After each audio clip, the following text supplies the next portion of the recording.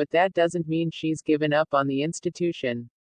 In People's exclusive sneak peek at Tuesday's episode of Little People, Big World, Amy and her boyfriend of 2.5 years, Chris Merrick, broach the topic of long-term commitment. While on a camping trip with their friends Ron and Beth. Ron and Beth are real good friends.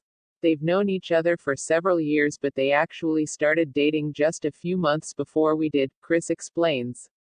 They're trying to figure out what the future looks like. They've discussed marriage and living together, and they're at that point where they're trying to work that out. Sitting by the fire, the topic turns to marriage, and Chris jokes that Ron almost lost his finger from lack of circulation due to his ring from a previous union. Amy playfully reprimands him before sharing her own perspective after finalizing her divorce in May 2016. I met Matt at a conference. I saw him 4 times, then, we were married, she says. Sedating Chris, I'm calling up my girlfriends and I'm like, what is dating? I don't even know what the hell that is. Quote, Ron asks Chris how he feels about marriage and he pauses, wrapping both arms around Amy before answering. I've seen a lot of failed marriages, a lot of divorces, in my family. All my siblings, my mother, he says.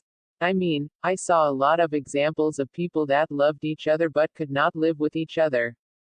But I'm certainly not against marriage. I never thought I'd be this age and still single. I'm glad to see that you're not against marriage, because that would be a problem, Amy says. I'm certainly enjoying our journey, Chris adds. Marriage still works. It is an institution that does work, Amy insists. I've seen enough where it does give me hope. Later, Amy admits that marriage is still very, very important to her. Even though I'm divorced, I still value and will hold up high the whole concept, the reason, the purpose. That marriage is here, she tells producers.